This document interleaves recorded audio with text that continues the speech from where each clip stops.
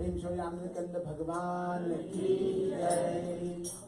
आदरणीय सज्जनवृंद, आपसे आग्रह करते हैं कि आप अपने साथ से खड़े हो। हमारे महाराज जी आसन पर विराजमान होने जा रहे हैं। हरि ओम। स्वस्ति न इंद्रो विदश्रवाः, स्वस्ति नः पूषा विश्ववेदाः, स्वस्ति नस्तार्क्ष्यो अरिष्टनेमिः, स्वस्ति नो बृहस्पतिर्दधातु। ओम पयः पृथिव्यां पयः औषधेषु, पयो दिव्यन्तरिक्षये पयोधाः, पयः स्वतिः प्रदिशः सन्तु मह्यम्। ओम व्यासाय विष्णुरूपाय व्यासाय विष्णवे नमः। मे ब्रह्म हृदये वासिष्ठायै नमो नमः। प्रेम से व्यास भगवान की जय।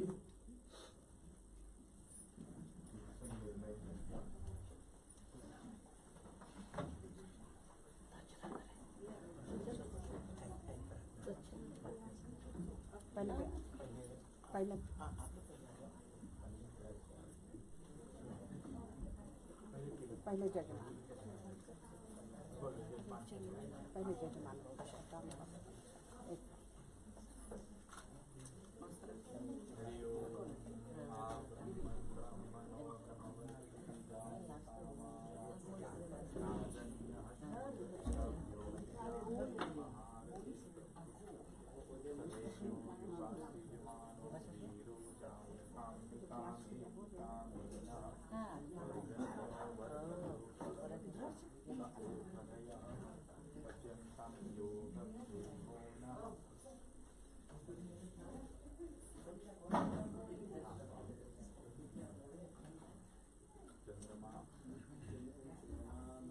बोलिए।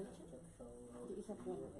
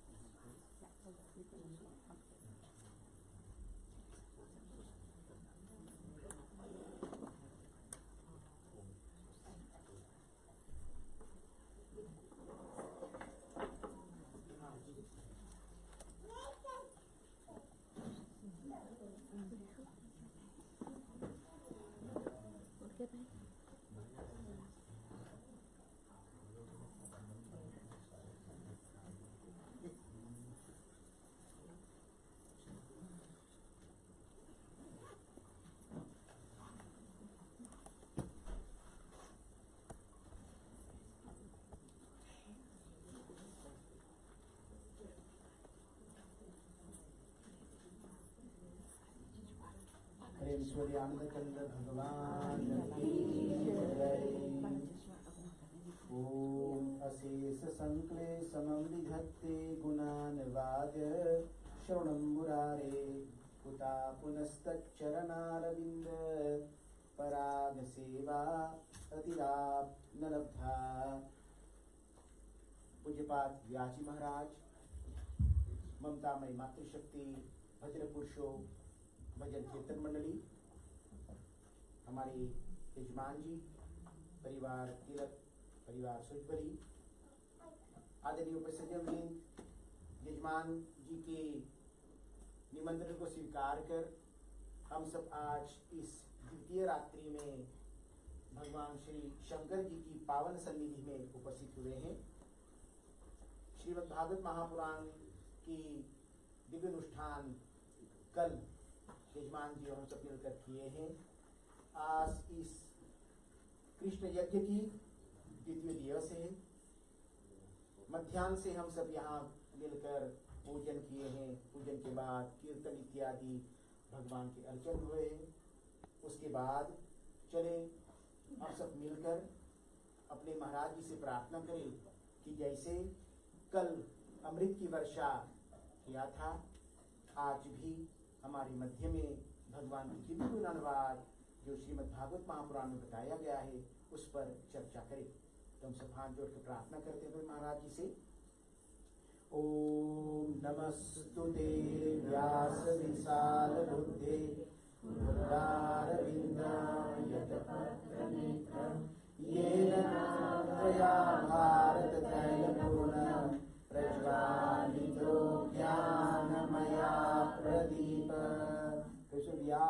भगवान की जय।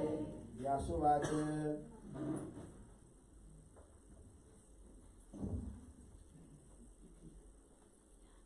जय जय श्री राधे, जय जय श्री राधे, जय जय श्री राधे श्याम।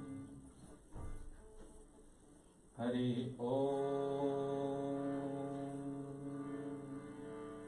अखंडानंद बोधाय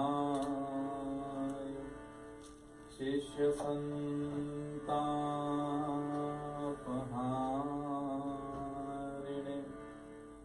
सच्चिदानंद रूपाय तस्मै श्री गुरवे नमः। ओम विश्वानिदेव सवितर्दुरितानि परासुव यद्भद्रं तन्न आसुव। वंशी विभूषितकरा नवनीरदाभा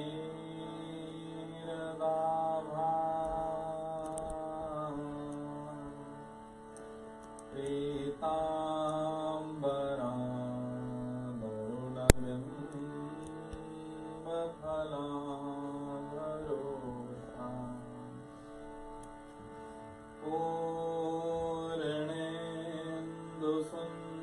पूर्णेन्दुसुन्दरमुखा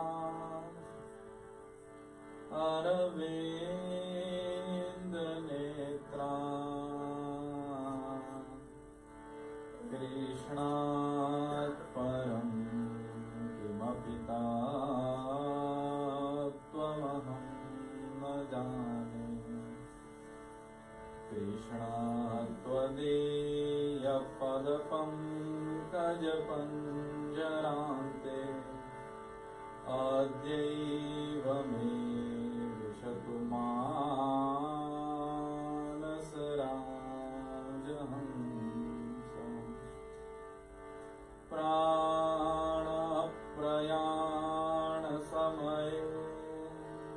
कफवातपित्तये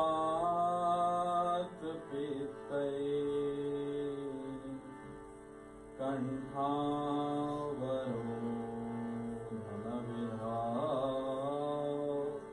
स्मरणं कुतस्ते। सच्चिदानन्दरूपाय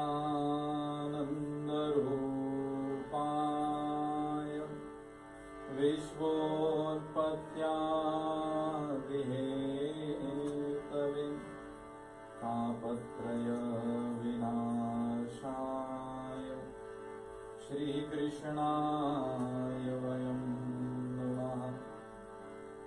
यं प्रव्रजन्तमनुपेतमपेतकृत्यं द्वैपायनो विरहकातर आजुहाव। पुत्रेति तन्मयतया तरवोऽभिनेदुस्तं सर्वभूतहृदयं मुनिमानतोऽस्मि। जन्माद्यस्य कोऽन्वयादितरितश्चार्थेष्वभिज्ञस्वरान् तेने ब्रह्महृदाय आदिकवये मुह्यन्ति यत्सूरय। तेजो वारिमृदां यथा विनिमयो यत्र त्रिसर्गो मृषा धाम्ना स्वेन सदा निरस्तकुहकं सत्यं परं धीमहि। निगमकल्पतरोर्गलितं फलं शुकमुखादमृतान्द्रवसंयुतं पिबत भागवतं रसमालयं मुहुरहुरसिका भुवि भावुका। अचतुर्वदनो ब्रह्मा बाहुरपरो हरि अभाललोचनः शम्भुर् भगवान् बादरायणः गङ्गातरङ्गरमणीयजटाकलापम् गौरी निरन्तरविभूषितवामभागम् नारायणप्रियमनङ्गमदापहारम् वाराणसीपुरपतिं भज विश्वनाथम् वाराणसीपुरपतिं भज विश्वनाथम् बुद्धिहीनतनुजानिके सुमिरो पवन कुमार बलबुद्धि विद्या देहु मोहि हरहु कलेश विकार सिया पति रामचंद्र की जय। सियावर रामचंद्र भगवान की, राधा कृष्ण चंद्र भगवान की, श्री गोवर्धन महाराज की, श्रीमद्भागवत महापुराण की, वेद व्यास भगवान की, गौ माता की जय, सनातन धर्म की जय। जय जय श्री राधे, जय जय श्री राधे, जय जय श्री राधे।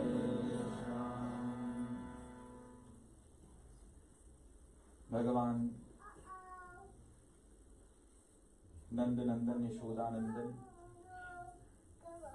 बाकी बिहारी लाल पूर्णतम पुरुषोत्तम दिव्य दिव्येश्वर सर्वगुण संपन्न त्रिगुणातीत पार ब्रह्म परमात्मन के श्री चरणों में पन्नत होते हुए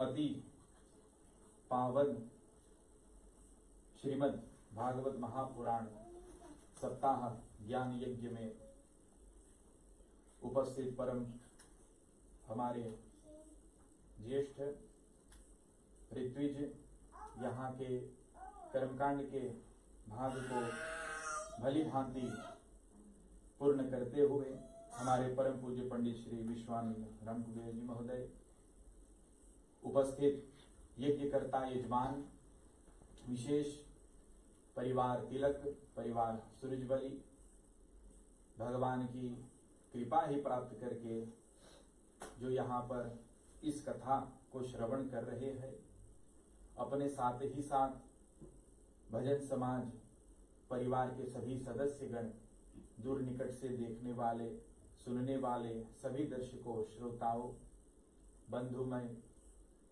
सभी जो आप यहाँ उपस्थित हुए हैं, उनके साथ में इस अमृत सागर में गोता लगा रहे हैं, आप सभी को आज द्वितीय रात्रि में स्वागत कर रहा हूँ।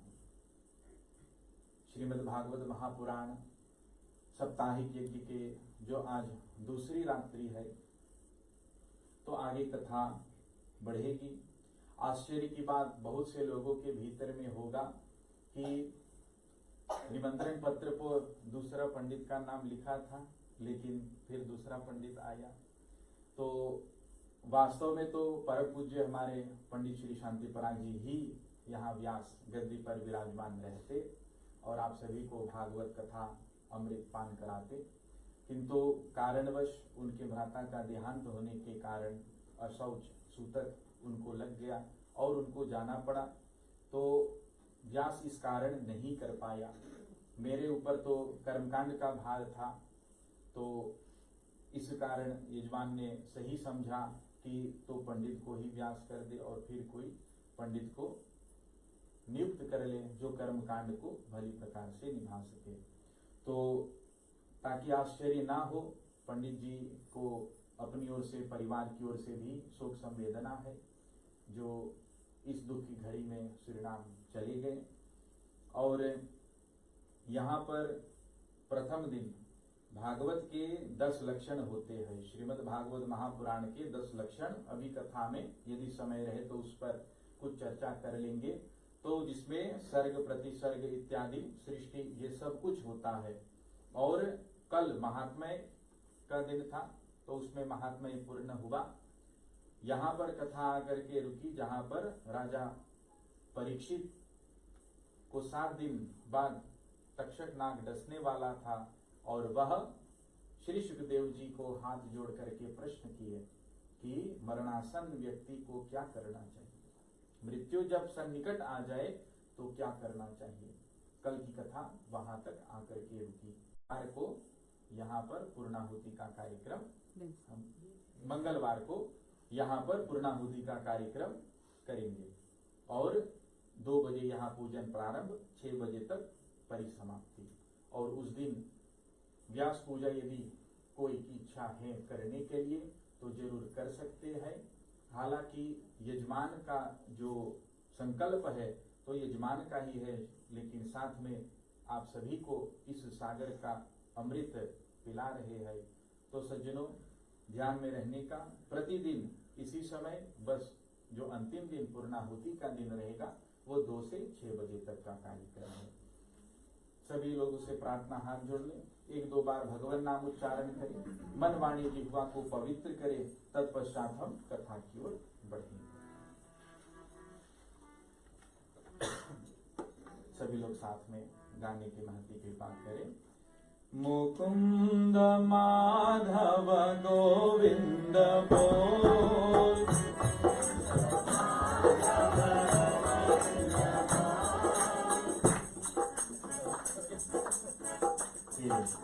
मुकुंद माधव गोविंद बोल, केशव माधव हरि हरि बोल, केशव माधव हरि हरि बोल, मुकुंद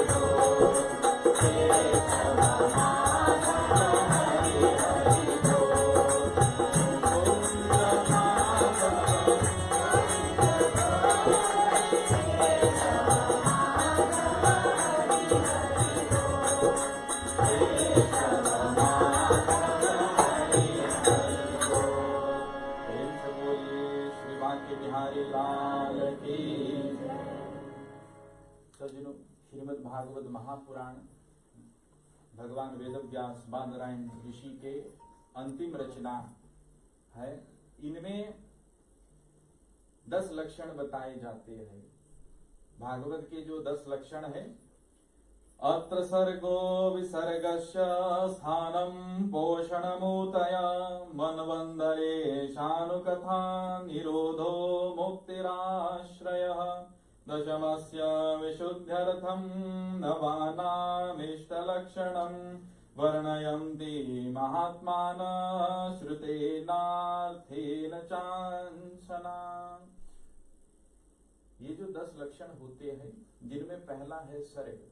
सर्ग का अर्थ होता है कि आकाश आदि जितने भी महतत्व है, आकाश, अग्नि, जल, वायु, पृथ्वी, ये सब महतत्व पंच महाभूत, इनकी उत्पत्ति, उनमें विकार आने से फिर किस प्रकार से परिवर्तित होकर के कौन मात्राएं और तन मात्राएं बनते हैं, ये सब सर्ग का भाग है। जिससे सृष्टि की जो आधारशिला है, the basis fundament for the escaping, उसी को सर्ग कहते हैं। और दूसरा होता है विसर्ग। दूसरा लक्षण है विसर्ग, जिनमें विराट पुरुष से जो चराचर जगत अर्थात सब कुछ भगवान में स्थित और भगवान सब कुछ में स्थित, तो भगवान का जो सभी भूत ब्रह्मांड इत्यादि उनमें स्थित होना, यह सब विसर्ग कहा जाता है। ये दूसरा लक्षण होता है। तीसरा लक्षण स्थान, भगवान के उत्कर्म स्थान, वैकुंठ आदि, गोलोक आदि वास, ये सब ये भागवत महापुराण का तीसरा लक्षण बताया जाता है। फिर पोषण, जो अपने भक्तों के ऊपर भगवान का अनुग्रह होता है, पोषण करता है, पालनहार जिसे कहते हैं। भगवान रचना करके सो नहीं जाता है, वह अपने भक्तों के अधीन में रहता है ना? अधीन माने अफांत। भगवान भक्त के अधीन में रहता है और अपने भक्तों का पोषण, पालन, लालन करना, यह सब भगवान का कर्तव्य तब बन जाता है। इसी को पोषण कहते हैं। और पांचवा लक्षण, उसे ऊती कहते हैं, जहां पर जीवों की वे वासनाएं जिनमें बंधन पड़ता है, बंधन पड़ जाने से जीव का जो वासना होता है उसे ऊती कहते हैं। और षष्ठ होता है मनवंतर, ब्रह्मा आदि के पुत्र जो होते हैं, मनु काल का विभाजन, तो मनवंतर भी इसमें प्राप्त होता है। फिर ईशानु कथा, भगवान के किन किन अवतार हुए और किन किन लीलाएं को किए, ये सब ईशानु कथा 7वां लक्षण भागवत के बताए जाते हैं। 8वें में निरोध, भगवान की योग्यता, योग निद्रा में जीव की तरह उसे कहते हैं, जो भगवान की योग निद्रा, वो गंभीरता, उसी को निरोध कहते हैं, उससे एकीकार हो जाना। अंत में 9वां वो मुक्ति अर्थात मोक्ष को प्राप्त करना, जो श्रीमद् भागवत महापुराण का ध्येय है, दूलफंद श्रीमद् भागवत पुराण। तो वह 9वां लक्षण भागवत का। और 10वां होता है आश्रय। आश्रय अर्थात वह परम तत्व जिससे इस जगत की उत्पत्ति हुई, अर्थात स्वयं परमात्मा परमेश्वर जिसे ब्रह्म कहते हैं, वह सत्ता के जो प्रतिपालक होता है, स्वयं सत्ता जो होता है, उसी का आधारशिला मानना, वही आश्रय होता है। आश्रय माने उस पर हम आश्रित है, हम उस पर आधारित है, उसी को 10वां लक्षण भागवत का। अर्थात भगवान के बिना कुछ नहीं है, भगवान ही सर्वोत्तम है, भगवान ही सर्व सर्वेश्वर है, उससे ऊपर और कुछ नहीं। और जितना कुछ हम देख पाते हैं या नहीं देख भी पाते, सब कुछ भगवान पर आधारित है, उससे अतिरिक्त कुछ नहीं। ये भागवत महापुराण का 10वां लक्षण माना जाता है, जिसे किसने गाया? श्री सुखदेव जी। किनको? राजा परीक्षित को। श्री सुखदेव जी राजा परीक्षित को यह भागवत सुनाते हैं गंगा के किनारे, और वहीं से सूत जी भी विराजमान होकर के श्रवण करते हैं। वहां पर जब श्री सुखदेव जी कथा बोलता है, तो वहां स्वयं उनके पिता व्यास जी भी उपस्थित हैं, ऋषियों के समूह के साथ। उनके पितामह पराशर भी उपस्थित थे कथा सुनने के लिए। इसीलिए योग गुरु इसी को कहते हैं, जो श्री सुखदेव जी, उनके जो पराजा शक्ति वो तो नहीं उस समय, लेकिन उनके पराजा के भी पिता अर्थात महर्षि वशिष्ठ जी, वे भी वहां पर अपने पर पोते की कथा को सुनने के लिए उपस्थित थे। और तब श्री सुखदेव जी इस कथा को कहते हैं। और सूत जी जब नैमिषारण्य क्षेत्र में शौनक आदि ऋषियों से इस कथा को दोहराते हैं तो कहते हैं कि किस प्रकार से श्री सुखदेव जी ने कहा, निगम कल्पतरोर्गलितं फलम शुकमुखादमृताद्रव संयुतं पिबत भागवतं रसमालयं मुहुरहो रसिका भुवि भावुका। बोले निगम कल्प तरोर गलितम फलम, ये जो हमारा धर्म का आधारशिला ये 4 वेद है, सबसे पुरातन वेद की महिमा ऐसी है कि उसमें कोई भी अपभ्रंश नहीं है। पुराण में तो कई मंत्र निकाल करके जोड़ते हैं, अक्षर निकाल करके जोड़ते हैं। इन 400 सालों में यदि हम देखेंगे तो जो दोहा आदि चौपाई रामचरितमानस का उसमें भी उहापो हुआ है, उसको निकाला गया, फिर तोड़ा गया, फिर मरोड़ा गया और सही तुक में बैठाया गया। यहाँ तक हनुमान चालीसा भी जो हम पढ़ते हैं, कोई बोले शंकर सुवन केसरी नंदन, कोई बोले शंकर सुवन केसरी नंदन, तो उसमें भी भेद आने लगे। तो जैसे जैसे जिन जिन की मति होते उन अपनी मति को डाल करके फिर उसे दूसरी तरह से कर देता है। परंतु वेद ही एक ऐसा मात्र शास्त्र है जो स्वयं, जिसका लिखने वाला कोई नहीं, ये बाकी सब रचयिता है। वेद व्यास जी की रचयिता है, उन्होंने लिखा है। लेकिन जो श्रुति है, जिसे निगम कहते हैं, जिसे वेद कहते हैं, वह सबसे प्राचीन हमारे धर्म ग्रंथ है। और वही वेद समझ लेना एक वृक्ष के समान है, एक पेड़ के समान, जिनमें 4 डालियां, ऋग यजुर साम और अथर्व, ये एक एक ओर उस पेड़ में से लटका हुआ है, वो पेड़ की डाली है। और 4 दिशाओं में चारों वेद निगम कल्प तरोर, कल्प वृक्ष के समान स्थित है। कल्प वृक्ष महान वृक्ष, जिससे जो कामना करोगे, कल्पना करोगे, वो साक्षात्कार हो जाएगा। तो कहते कि निगम कल्प, वेद का कल्प वृक्ष यही श्रीमद् भागवत महापुराण कहा जाता है। निगम कल्प तरोर गलितम फलम, उसमें जब फल लगा रहता है, जो वेद का फल होता है, वेद रूपी वृक्ष का जो फल होता है, बोले गलितम, वो इतना पका हुआ फल है कि गलने लगा, उसमें इतना रस है कि वो गिरने लगता है, चूने लगता है। गलितम फलम शुक मुखादमृत द्रव संयुतम, जो कि श्री सुखदेव जी के मुखारविंद से झूठा किया गया हो। मुहुरहु, बार बार मुहुरहु रसिका भावुका, अर्थात इसी कथन को तब तक सुनते जाओ जब तक मोक्ष की प्राप्ति न हो, जैसे राजा परीक्षित ने 7 दिन में किया। अब आप कहेंगे कि पंडित जी लेकिन रावण तो भी 4 वेद के ज्ञाता थे, तो क्या उस भागवत का रस को उन्होंने भी पिया है? रावण भी 4 वेद के ज्ञाता। तो अब जैसे एक पेड़, वेद रूपी वृक्ष जो होता है, उस पेड़ पर कौवा भी बैठ जाए और तोता भी बैठ जाए, उनका गुण क्या होता है?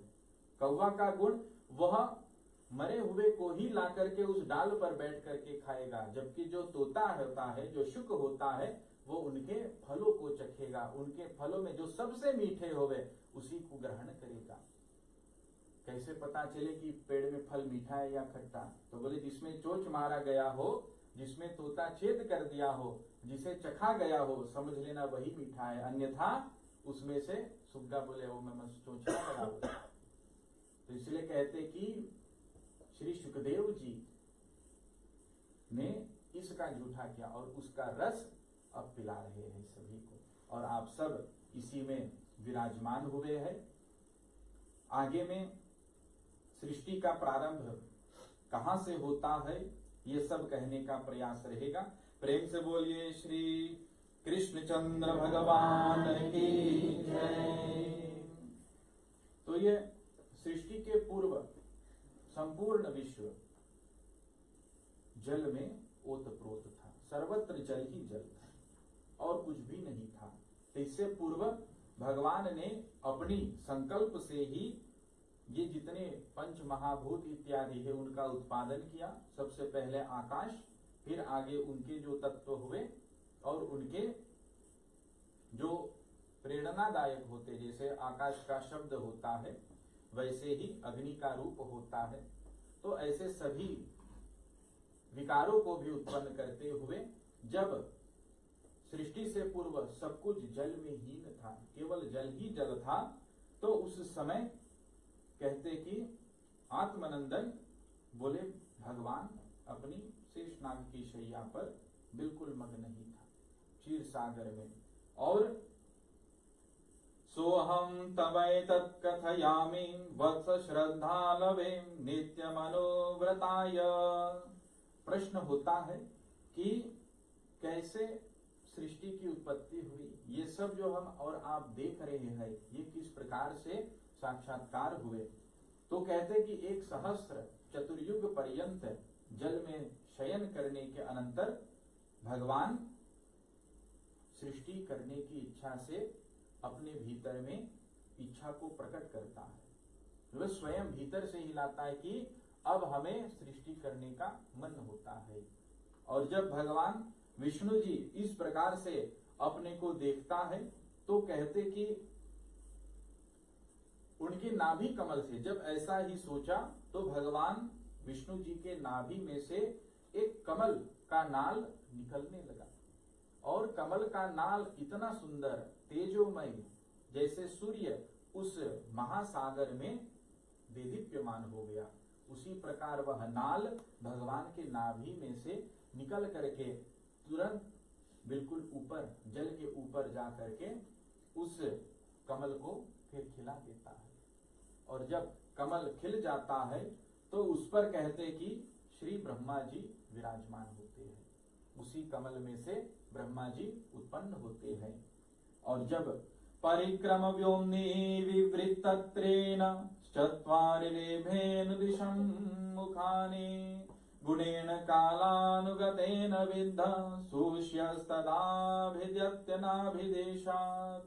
भगवान के नाभि देश में से वह नाल जब निकल गया तो उस ऊपर वहां कमल का फूल और कमल के फूल के ऊपर ब्रह्मा जी कुछ दिन बाद जब होश में आया तो अपने नेत्र को खोले और सर्वत्र कुछ नहीं दिखाई पड़ा, बस एक कमल और उस कमल पे स्थित ब्रह्मा जी, और चारों ओर एकटक देखता रहा कि कहाँ जाए।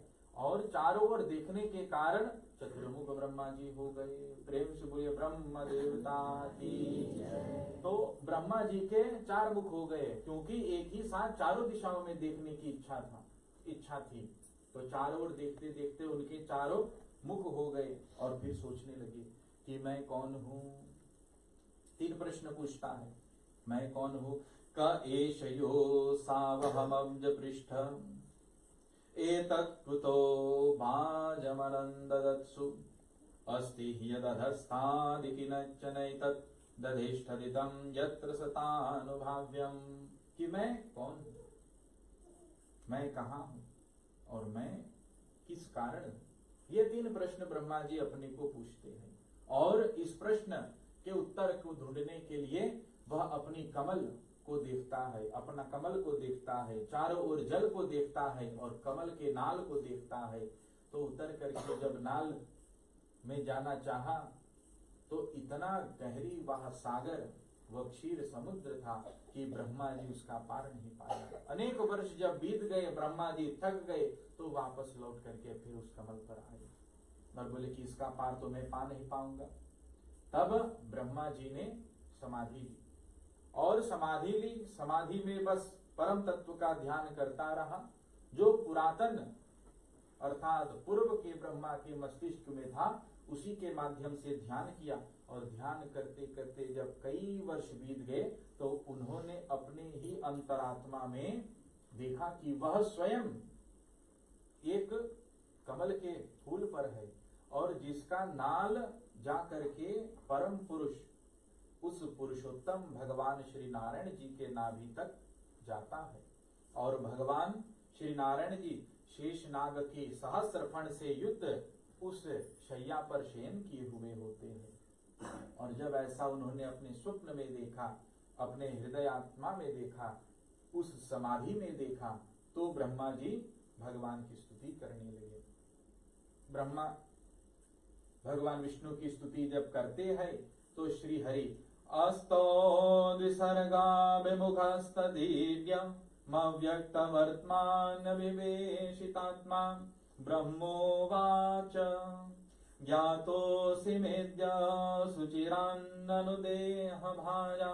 न ज्ञायते भगवतो गतिरित्यवद्यम् नान्यादिदस्ति भगवन्नपि तन्न शुद्धम् माया गुणं व्यतिकराद्य दुर्विभासे। यहाँ पर ब्रह्मा जी कहते हैं कि हे प्रभु, बहुत समय के बाद मैं आपको जान सका हूँ। कई वर्ष तप किया, तब जाकर के नारायण को जाना। और कैसे दुर्भाग्य की बात है कि मैं स्वयं देहधारी होकर के भी आपके स्वरूप को नहीं जान पाया। ये हमारा दुर्भाग्य की बात है, क्योंकि माया के जितने भी गुण हैं उनसे मैं क्षुभित हूँ। माया ने मुझको घेर लिया, इस कारण माया का आवरण के कारण मैं आपको पहचान नहीं सका। और तब भगवान विष्णु जी की बहुत ही विस्तार स्तुति ब्रह्मा जी करते हैं।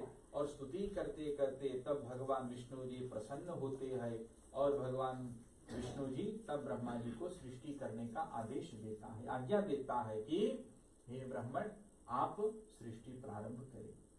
आप जब सृष्टि प्रारंभ करें तो यहाँ पर श्रीमद् भागवत महापुराण में किस प्रकार से ब्रह्मा जी सृष्टि प्रारंभ करते हैं, ये सब आगे कथा में आप सभी को प्राप्त हो। श्रीमन् नारायण नारायण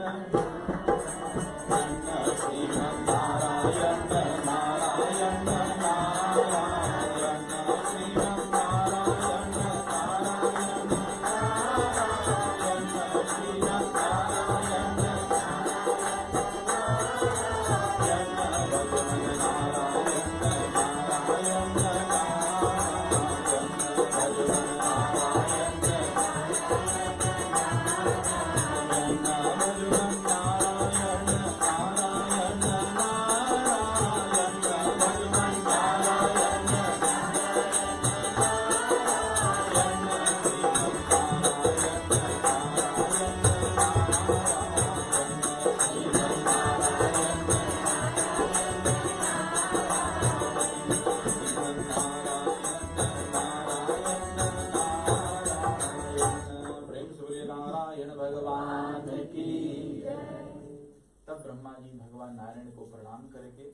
वहां पर से फिर चल दिए और अपने कमल पर पुनः जाकर के विराजमान हो गए। और वहां से वह अपनी सृष्टि को प्रारंभ करते हैं। तो सबसे पहले ब्रह्मा जी ने सनक, सनंदन, सनातन, सनत कुमार, ये 4 कुमारों को उत्पन्न किया और उनको आदेश दिया कि आप सृष्टि कीजिए। और जब आदेश दिया तो ये 4 बालक तुरंत ही मोक्ष की इच्छा से अपना विचार को प्रकट किए कि हमें जहां से हम आए हम पुनः वहां पर लौटना चाहते हैं, अर्थात आपकी माया, आपके प्रपंच, आपके जंजाल में फंसना नहीं चाहते। और फिर वे श्री हरि, श्री नारायण के भजन करते हुए वहां से निकल पड़े। और तब ब्रह्मा जी को क्रोध आया, क्योंकि उनके पुत्र ने पिता के वचनों को नहीं माना, तो फिर उनको क्रोध आया। और उनके क्रोध होने के कारण से जो असह्य क्रोध था, तो बोले एक नील लोहित, एक लाल रंग का बालक का रूप प्रकट हो जाता है उनके भ्रिकुटी के बीच में से, वहां से नील लोहित उत्पन्न होता है। नमामि कुरु मे धातः स्थानानि च जगद्गुरो इति तस्य वचः पाद्मो भगवान परिपालयन्। और तब जो नील लोहित, नील अर्थात लोहित माने लाल, तो इनका मिश्रण, इस प्रकार का रंग उसका था। और उन्होंने अपने पिता ब्रह्मा को पुनः प्रणाम किया और कहा कि हमें आज्ञा दीजिए, हे जगत पिता, संपूर्ण जगत के पिता, आप हमें आज्ञा दीजिए कि हम क्या करें। और लोहित होने के कारण वो ऐसे रोने लगा, तुरंत ही रोने लगा, रुदन करने लगा। और रोते रोते तब ब्रह्मा जी ने उनको कहा कि तू क्यों रोते हैं, अतः आपका नाम हम यहाँ से रुद्र रखते हैं। और तब उस नील लोहित का नाम रुद्र जाकर के पड़ा। हृदेन्द्रियाण्य सुरभेव्या वायुरग्निर्जलम महि सूर्यश्चंद्र तपश्चैव स्थानान्यंग्रे कृतामिते। और इस प्रकार उनको रुद्र के नाम से फिर पुकारा गया और कहा कि आप जाइए, आप प्रजा उत्पन्न कीजिए। आज्ञा चाहते, यही हमारी आज्ञा है कि आप प्रजा को उत्पन्न कीजिए, क्योंकि मेरे जो पूर्व पुत्र सनत सनंदन सनातन सनत कुमार ये सृष्टि नहीं करना चाहते, ये पुत्र का उत्पादन नहीं करना चाहते। और तब ऐसे कहा कि आप अब एक से प्रजापति है, प्रजापति रुद्र सृजन करो। और जब सृजन करते लगे तब अनेक अनेक सृजन जब किए तो रुद्र होने के कारण, उनमें तमोगुण अधिक होने के कारण, रोदन से उत्पन्न होने के कारण, क्रोध से उत्पन्न होने के कारण अब जो उनमें संतानें होती थी तो वे सब आपस में लड़ने लगे। और जितनी भी बनाई हुई सृष्टि थी, पृथ्वी, ये सब कुछ जो उन सब का ह्रास होने लगा, उन सब को तोड़ने लगा, सब कुछ को तोड़ने लगा। और तब ब्रह्मा जी सोचे कि अब क्या करेंगे, ये पुत्र तो बहुत उपद्रवी हो गए। तो रुद्र को कहा कि अब आप सृष्टि को समाप्त कीजिए, सामने और सृष्टि आगे करने का नहीं।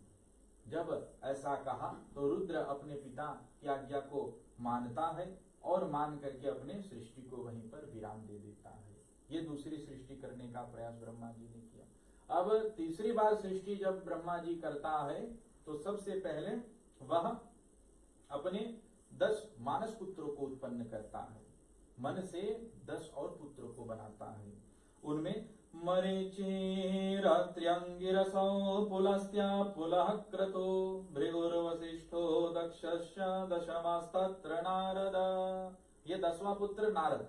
सबसे पहले मरीचि, फिर अंगिरस और पुलस्त्य, पुलह, क्रतु, भृगु, वशिष्ठ, दक्ष और सब 10वां जो है वो नारद। ये सब भगवान ब्रह्मा जी के एक एक अंग से, कोई अंगूठे से, कोई नेत्र से, कोई नाभि से, कोई कान से। तो भगवान ब्रह्मा के प्रत्येक 10 इंद्रिय है, 10 इंद्रिया, 5 ज्ञान इंद्रिय और 5 कर्म इंद्रिया, इन 10 इंद्रिया से एक एक पुत्र की उत्पत्ति हुई। और जब पुत्रों की उत्पत्ति कर दिए और तब कहते कि आगे फिर आपका सृजन करने का है, आपका पालनहार करने का। और जब इन सब का सृजन हो चुका है तब ब्रह्मा जी आगे भी सृजन करता है और कहते कि उनमें यस्तु तत्र पुमान् शोभून् मनु स्वायंभुव स्वराट् स्त्रियासीत् चतुरूपाख्या महिषास्य महात्मनम् ततो परामुपादाय ससर्गाय मनोदधे ऋषीणां भूरिवीर्याणामपि सर्गमविस्तृतम्। उन सबको, ऋषियों को जब आदेश दे दिया कि सबको सृष्टि करना है तो कहते कि ब्रह्मा जी पहला कामासक्त अपने फिर पुत्री को उत्पन्न करता है। और उनकी जो पहली पुत्री तो सरस्वती स्वयं उनको उत्पन्न करते हैं। तो देखिए कई कथाओं में आती है कि सरस्वती ब्रह्मा जी की पत्नी है, वो कोई कल्प भेद के कारण कोई कल्प में हुआ होगा, लेकिन जिस कल्प का श्रीमद् भागवत महापुराण है तो उनमें ब्रह्मा जी की पुत्री सरस्वती हुई। और उनको उत्पन्न करके ब्रह्मा जी के भीतर में स्वयं ही काम वासना जाग गया, क्योंकि अपनी पुत्री की सुंदरता को देख करके स्वयं ही मोहित हो गया। और तब उनके जो 10 पुत्र थे, जो मानस पुत्र थे, उन्होंने अपने पिता को दुर्वचन कहे कि आप अपने काम वासना को रोक नहीं सकते, अतः धिक्कार है ऐसे ब्रह्मा पर। ये इस प्रकार के ब्रह्मा न पूर्व कभी हुआ है और आगे नहीं हो, बस आप यही एक ब्रह्मा है जिन्होंने इस प्रकार से सृष्टि करने के बाद ये अपने मन में संकल्प किया। और इस बात से लज्जित होकर के ब्रह्मा जी वहां पर अपना शरीर को त्याग देता है। और जो देह त्यागता है तो वह देह कोहरा बन जाता है, कोहरा माने मिस्ट, वही बन जाता है। और ब्रह्मा फिर से पुनः नया शरीर धारण करता है। जब ब्रह्मा जी नया शरीर धारण करता है तब फिर सोचा कि अब हमारे पुत्र हो सकता हमारे बात को न माने, तो उन्होंने अपने को ध्यान में ला करके अपने ही शरीर को दो भागों में बांट दिया। दो भागों में विभक्त जब किया तो कहते कि एवं युक्त कृत्यस्य दैवं चावेशदस्तदा कस्य रूपमभूद्वेधा यद्कायमभिचक्षते ताभ्यां रूप विभागाभ्यां मिथुनं सम्पद्यत। तो वहां से जो अपने दोनों रूप को विभाजित किया तो स्वयं उत्पन्न होने के कारण जो सर्वप्रथम स्वयंभू उसका नाम पड़ा मनु, और जो दूसरा है वह एक स्त्री के रूप में शत्रुपा को उत्पन्न करता है। तो वहां पर मनु और शत्रुपा ब्रह्मा जी के दोनों शरीर के दो अर्ध अंग से उत्पन्न होते हैं, और जब शत्रुपा वहां पर हुई तब से समझ लेना मैथुनिक सृष्टि फिर आगे बढ़ती। उससे पहले संकल्प मात्र से ही सृष्टि हो जाती थी। और तब कहते कि वे प्रियव्रतो तान पादौ स्त्रियः कन्याश्च भारत आकुतिर्देवहूतिश्च प्रसूतिर्दिसत्तमा। वही मनु और शत्रुपा 5 संतान को उत्पन्न करते हैं। उनमें प्रियव्रत और उत्तानपाद ये प्रथम 2 पुत्र होते हैं, और 2 पुत्र के अलावा कन्याएं भी उत्पन्न होते हैं जिनके नाम आकुति, देवहूति और प्रसूति। आकुति, देवहूति, प्रसूति ये 3 कन्याएं, और पहले 2 पुत्र वे थे उत्तानपाद और अच्छा 3 जो कन्याएं उनका नाम देवहूति, आकुति और प्रसूति, ये 3 ठीक। उत्तानपाद और प्रियव्रत ये 2 बेटे और 3 कन्याएं, इनसे फिर आगे सृष्टि होती है, और ये सब फिर सृष्टि आगे ले जाते हैं। और जो मनु जी का आकुति का विवाह करा देता है रुचि प्रजापति से, और मझली कन्या जो देवहूति है उनका विवाह कर्दम ऋषि से कर देते हैं, और जो प्रसूति है उसे दक्ष प्रजापति से करता है, और तब वहां से फिर संतानें आगे बढ़ने लगते हैं। श्रीमन्नारायण नारायण नारायण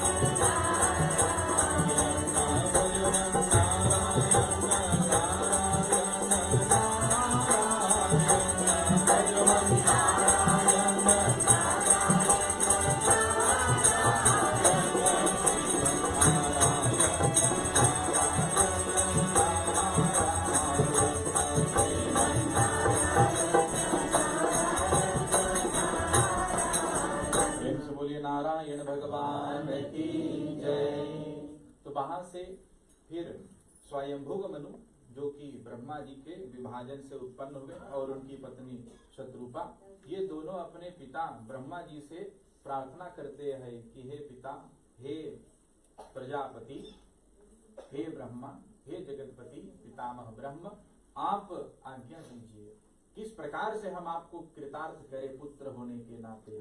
तो वहां पर ब्रह्मा जी कहते हैं कि आप जो सृष्टि आगे ले जा रहे हैं उसका पालन आपके ही कंधों पर सौंपता हूँ, और इस प्रकार से वह मनु कहलाए। तो मनु एक पदवी है जो 14 होते हैं, जिसे मनवंतर कहते हैं। तो हर एक मनवंतर का एक अलग मनु, इसका स्वयंभुव सबसे पहला मनु यही था, और उनको कार्यभार सृष्टि का सौंप दिया कि आगे तू ले जाएगा। अब आसपास देखा तो पृथ्वी भी नहीं, जल ही जल था। तो ब्रह्मा जी से बोले कि हे पिता ब्रह्मा जी, हम यदि अपने उद्धार के लिए प्रयत्न करेंगे, श्री हरि को भी गुण गाएंगे और सृष्टि का जो आज्ञा आपने दी उसका पालन हम कैसे कर सकेंगे? हमें कोई आधारशिला भी चाहिए, कहीं पर हमें आधारित होकर के करना चाहिए। और तब इन वचनों को सुन करके तो कहते कि उस समय वहां पर जो पृथ्वी थी वो तो बिल्कुल जल में डूबी हुई, बिल्कुल रसातल में पहुंची थी। सर्वत्र जल ही जल और रसातल में वहां पर धरती डूबी हुई थी। और तब ब्रह्मा जी सोचे कि किस प्रकार से उस पृथ्वी को फिर से हम ला करके यहाँ पर इस भूर लोक में स्थापित कर सके। और तब ब्रह्मा जी का ऐसे सोचते हैं, उनके नासिका छिद्र में से, उनके नाक में से एक अंगुष्ठ मात्र इतना ही बड़ा वराह अर्थात सूकर उत्पन्न हो गया। समझे सूकर का है? ठीक, आप समझते। तो एक वराह वहां उनके नासिका में से इतने ही छोटा सा उत्पन्न हो गया और क्षण भर में ही वह विशाल पर्वत के समान बन गया। प्रेम से बोले वराह भगवान की जय। और उनका स्वरूप देख करके सर्वत्र दिशाएं भी डगमगा उठे। ओक्षेता पालव खजरा कठोरा सना विध्वन् खरोम शक्कत पुराह ताम्र सिदंश्र ईक्षा ज्योतिर्वधासे भगवान महेंद्र। बोले भगवान के जो पूछ था वो बहुत विशाल, उनके दोनों दांत सूकर का जो होता है ऊपर की ओर बहुत ही नोकीले थे। बड़े बड़े आंख जो सूर्य के समान तेजोमय था, लाल लाल उनकी आंखें, विशाल काय, उसका शरीर बहुत ही बड़ा था, तीक्ष्ण दंष्ट, उनके जो दांत बहुत ही तीखे। तो इस प्रकार वहां पर भगवान विष्णु जी स्वयं, नारायण जी स्वयं वराह अवतार बस ब्रह्मा जी के सोचने पर ही ले लिया कि किस प्रकार से पृथ्वी को हम उस जल में से निकाले। और तब जब वराह भगवान बड़ा हो गया तो अपने घराण से सूंघ करके कि पृथ्वी इस जल में कहां पर है, तो अपने खुर से पृथ्वी के उस आवरण वाला जल को फाड़ते हुए वो नीचे की ओर गई। उसी सागर में, उसी समुद्र में, महाविशाल सागर में जहां जल ही जल था, तो उसमें फाड़ते हुए जब नीचे गई तो वहां पर पृथ्वी को रसातल में देख करके, पृथ्वी को अपने नोक पर रख करके फिर वहां से वराह भगवान ऊपर की ओर आने लगा। और जब ऊपर की ओर आने लगा तो वहां पर हिरण्याक्ष नाम का जो दैत्य था वो उनको रोकने लगा कि इस पृथ्वी को आप ले जाने वाले हैं, पहले हमसे युद्ध करो। और उनको युद्ध के लिए ललकारा, उन पर पहले आक्रमण कर दिया। और तब वराह भगवान और हिरण्याक्ष बीच में अति घोर युद्ध होता है और युद्ध में उनको मार करके फिर पृथ्वी को ऊपर ला करके वराह भगवान स्थापित कर देता है।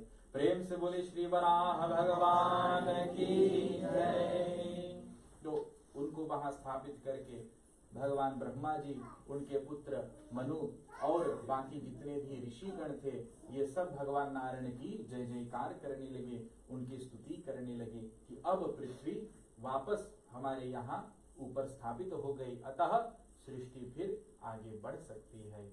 और अंत में श्री सुखदेव जी कहता है कि जो यह कथा है श्री वराह भगवान का, य एवमेतां हरिमेधसो हरे कथां सुभद्रां कथनीयमायिनः। बोले जो कथा है ये कथनीय है, ये बार बार बोलने और सुनने के लिए। श्रवणीत भक्त्या श्रवयेद् वोषतिं जनार्दनोऽस्याशु हृदि प्रसीदति। बोले जो भक्ति भाव से मंगलमय पूर्वक इस कथा को श्रवण करता है, बोले वह स्वयं भयन भगवान श्री हरि अर्थात नारायण जी को प्राप्त करता है और अनेक क्लेशों से छुटकारा भी पाता है, अनेक दुखों से छुटकारा पाता है जो यह वराह भगवान के अवतार की कथा को श्रवण करता है। प्रेम से बोले श्री वराह भगवान की जय। श्रीमन्नारायण नारायण नारायण श्रीमन्नारायण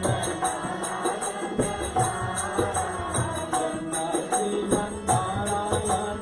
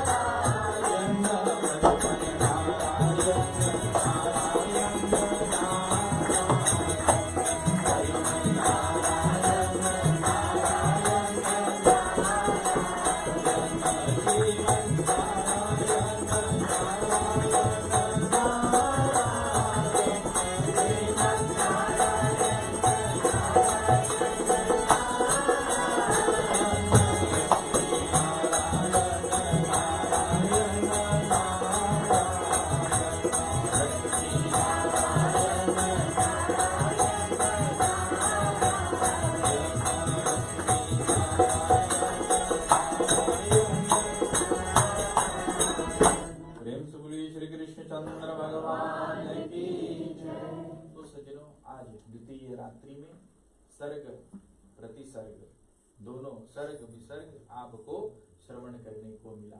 प्रथम दिन में महात्म्य, आज सृष्टि और अवतार, एक भगवान का एक लीला। तो ऐसे करते करते 10 लक्षण आपके 7 दिन में अवश्य में वो पूर्ण हो जाएंगे। सृष्टि आज हुई, भगवान के जो श्रीमद् भागवत महापुराण के 10 लक्षण और वराह अवतार। कल की कथा में अभी देखना है, कथा बहुत विस्तार है, बहुत से कथाएं हैं और प्रतिदिन के 3 कथाएं बताते हैं जो त्रिकालीन भागवत होता है। तो उन सब का एक में समन्वय करके एक ही काल में बोल देना ये बहुत कठिन होता है। तो जैसे हरि चाहे, जैसे वेद व्यास जी चाहे, उसी प्रकार से आप सब श्रवण कथा को प्राप्त करेंगे। सभी लोग हाथ जोड़ ले, जय जयकार लगा दे और तब मैं वाणी को विराम करो। सियावर रामचंद्र भगवान की, राधा कृष्ण चंद्र भगवान की, श्री गोवर्धन महाराज की, श्रीमद् भागवत महापुराण की, वेद व्यास भगवान की, गौ माता की जय, सनातन धर्म की जय। जय जय श्री राधे, जय जय श्री राधे, जय जय श्री राधे।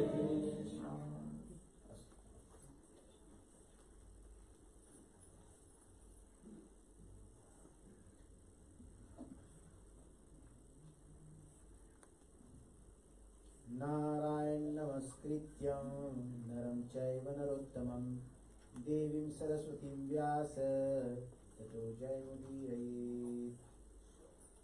आदरणीय पूज्यपाद व्यास जी महाराज, आदरणीय सज्जनवृंद,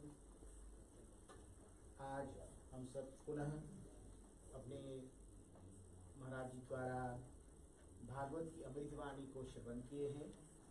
हम अपनी ओर से, यजमान जी की ओर से व्यास जी को हार्दिक धन्यवाद देते हैं कि ऐसी अमृत वर्षा जो प्रथम दिन से किए जा रहे हैं और आने वाले दिनों में करेंगे। आदरणीय सज्जनवृंद, यजमान जी को भी हम सब इस अनुष्ठान के हार्दिक धन्यवाद देते हैं कि न केवल स्वयं अपने लिए परंतु हमारे लिए भी इस यज्ञ का, इस कृष्ण याग का अनुष्ठान किए हैं कि हम सब भी इस अमृत रस का लाभ उठा सके। आदरणीय सज्जनवृंद, चले यहाँ से हम सब मिलकर अगला कार्य हम करें और वो है मंत्र जाप और आरती। तो आपसे आग्रह करते हैं कि आप अपने साथ से खड़े हों।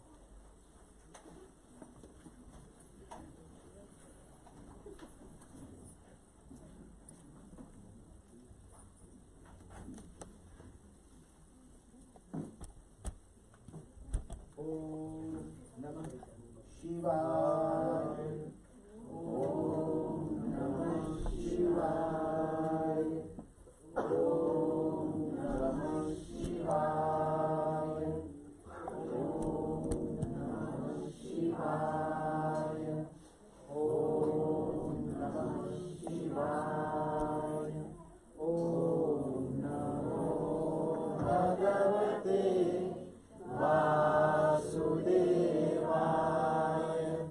ओम नमो भगवते वासुदेवाय, ओम नमो भगवते वासुदेवाय। राधे श्याम, राधे श्याम, राधे श्याम, जय राधे श्याम। सीताराम, सीताराम, सीताराम, जय सीताराम। भजन समाज के साथ हम मिलकर आरती गाएंगे।